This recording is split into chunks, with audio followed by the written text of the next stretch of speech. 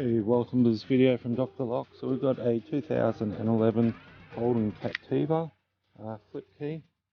We'll just try it in the door.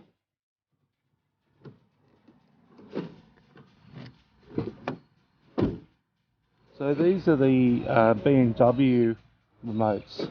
So it's a bit fancier, and we'll just try it in the ignition and see if it starts.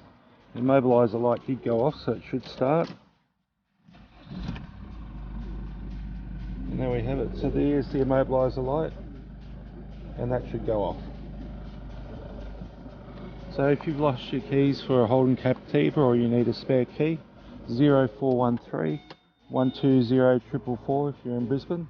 So this is the new style key. It's much more durable than the original key. And that's it.